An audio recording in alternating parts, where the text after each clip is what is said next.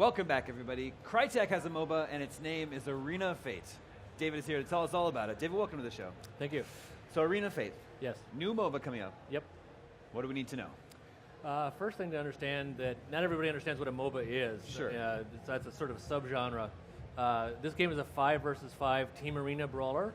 So you're going to be playing with five persons on each team. Your objective is to score the most points in 20 minutes. That's one of the differentiators between us and other products, is that this is actually a timed game. So you start off, you're trying to score the most points on your team at the end of 20 minutes, or if you can get to 10 points before the other team does, that also ends the game. So you're guaranteed to get a game in 20 minutes or less. So I think we've got a game that we can show here, right? Oh, great. That's correct. What was the original idea? You guys at Crytek were like, well, let's make a MOBA. Well, what we started off with was a desire to make a game that would appeal to a lot of people, and we saw the explosive growth within the genre. Sure. And we said, well, are they all being served by the existing games? And the answer obviously is not. Some very good products out there, but what we wanted to do was make it easier to play. We wanted to make sure it was time limited, because a lot of people don't have time. If you want to play a lunchtime game, you can't have an open-ended, indefinite, and unending game. So 20 minutes or less. And once we started doing a 20 minutes or less analysis of how to have the fun happen in there, we said, okay, that frees us up to make it competitive the entire 20 minutes. So yes, it was pursuing an audience that we thought was underserved and growing rapidly around the world with a game mechanic that people actually enjoy greatly, but they might be dissatisfied with some of the choices they have currently in that genre. And it's a free-to-play game, right? It is free to play. It's a game as a service. There's 30 different heroes you can choose from at the beginning of the game. We will unlock those heroes. That's part of the system of monetization will be unlocks. But it's not a pay-to-win game. It is a play-to-win game. Your skill is really what matters. We've been playing it here on the show floor for the last 3 days, 5 versus 5 battles. And what we find is people come out of the experience being extremely surprised by how fun it is, and how that in 20 minutes you can constantly have action and be engaged for the full 20 minutes. What's the learning curve like that you're finding? People pick it up like So our experience so far with our players has been that it takes about 3 minutes to get comfortable with the controls. And after those 3 minutes, you're fully playing the game, and by the end of your very first battle, you feel like, okay, I understand this hero, and I understand what I can do with this character. I want to play more. And so it's a very easy to play game. Let me talk to a couple design points about Please. that. When you say it's 20 minutes or less, you're free to not make the game have to escalate in order to come to an end.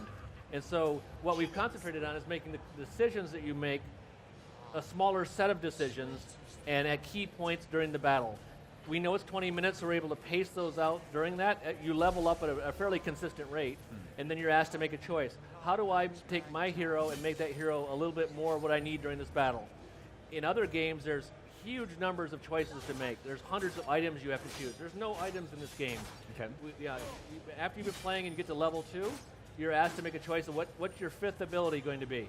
At level 3, do you want to be faster, stronger? Do you want to life steal? We make some very simple choices available to you, and we ask those choices repeatedly as you level up.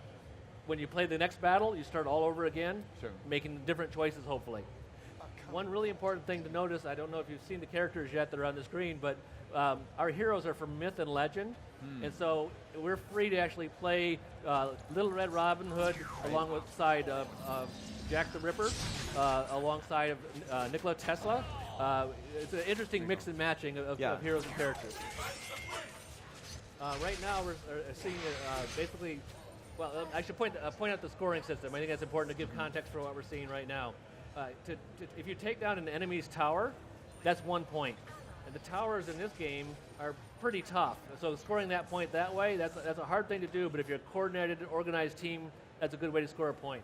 Another way to score a point is 7 kills. If your team is able to kill 7 opponents, your team gets 1 point.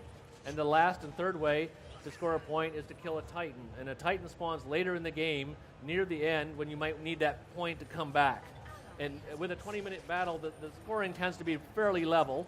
And since it's a score system that goes only up to 10, The differentiation there, that you're not going to ever get into a snowballing situation where you're behind by a huge amount, there's no chance for you to come back, and you have to endure it. You have to sit there and wait to lose the game. In this game, you're competitive right up to the very end. Team with the most points at the end of 20 minutes Team wins. with the most points at the end of 20 minutes. It's that simple. Now, you always start from level 1 with each game. Is there any persistence to the... So we track how you are doing with each character. Okay. So we know this account has played Little Red Riding Hood a lot and won with Little Red Riding Hood, so we're able to weight that and use that in our matchmaking system so that when you come into play, you choose first who you want to play, and then you go in and actually join the matchmaking system. Okay. So we don't have any of those arguments about, oh, I wanted to play that character. We remove that argument and that contention, that toxicity from the game. And when you start playing Little Red Riding Hood and you get really good at Little Red Riding Hood, you want to play other people who are equally as skilled, we're able to look and see exactly how skilled each person is with the current character they're playing. And is there a ranking system so that you can see where you rank against other players? We're currently in Friends and Family, so the ranking system isn't in place yet, Sure. but that is exactly what will happen, yes. Great. So right now they're battling near the tower. The circles that are surrounding the tower show the radius of the tower's ability to fire on the enemy. So if you're in trouble, basically you want to run in close to your towers to be able to survive and get the tower to help you defend yourself. This tower right here has already been destroyed, which scored a point for the other team. And now they're pushing forward trying to take the next tower, which is being defended by the heroes. There are also minions who come out in regular waves and pulses that are on your side, and at the same time they're coming from the other team who are trying to destroy the towers to help you. So a common strategy is to follow in right behind your minions to try to take the tower. Do you have to launch the minions, or do they stay on their own? They automatically come out on a pulse system. There's ways you can, some of the heroes have the ability to spawn new minions in waves. Others have the ability to augment them, make them stronger. So 30 characters. 30 characters, all from Myth and Legend. Very interesting choices, we think, there. Yeah, and each one has their own abilities? Each has their own abilities. So the first thing you need to do is to say, okay, I want to play, for example, I want to play Robin Hood. You have an expectation of Robin Hood, right? Probably going to be a ranged character. Ranged character going to shoot a bow. Yeah. Pretty straightforward. So all 4 of the first abilities are related to that perception of who that character is going to be. So it's really easy to relate to them. But then you get to choose that 5th ability, and that can help you customize your Robin Hood, so you're playing very differently than my Robin Hood. Okay. A lot of these games, you choose a character, and it says, oh, you now must play this way. Sure. We didn't want that. Okay. Who's the Japanese samurai character that I've been noticing? Matsumoto's in there. Oh, so cool. we've actually got a couple of characters from Japanese lore. Nice. One of the exciting things is bringing heroes from around the world into gameplay for an audience that might not necessarily be aware of them. So we're going to be able to draw from all around the world for Myth and Legend and bring them into the same arena. Yeah, that's a very cool idea. I like that. Yeah. Right now you see the character at the bottom of the screen. Right. He sprung out from hiding because you're invisible as long as you're at the bottom in the actual bushes area. What other information is presented to us in the HUD here? I can see the score at the top of the screen. So at the bottom of the screen, you've got the 4 abilities, and then this character has chosen the 5th ability, which is a healing ability. It's got a cooldown on it, so you can't just spam it. You use it, then it cools down, and you can use it again, and depending upon which ability it has different cooldown lengths of time. To the left of his portrait, there are, in the bottom left-hand corner of the screen, those are our traits. Okay. And so those traits were chosen by that player during this battle. When it started off, those were all empty. There was no trait additions. But that character, what did they choose? They chose strength. They also chose the ability to life steal. So whenever they hit another character, they get a little bit of their life back from that character. So that customizes how this character plays. And that's an example of the on-the-fly. And there's an important thing is you don't have to remove yourself from battle in order to make those decisions. So all 20 minutes you're playing. Sure. How many different maps are there? There's 1 map. Okay. We've experimented with a variety of maps. This is a very symmetrical map. We went left, right, symmetrical. And we feel that some of the current maps in other games have an asymmetrical approach to them, which then they have to sort of counterbalance in their design. We thought, this is a sport. We want a sport feel. And so we've designed this to be very much designed along the lines of equality for both teams.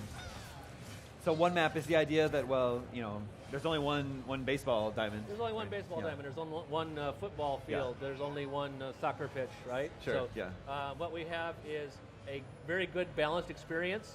We'll probably make adjustments during our closed beta testing based upon player feedback.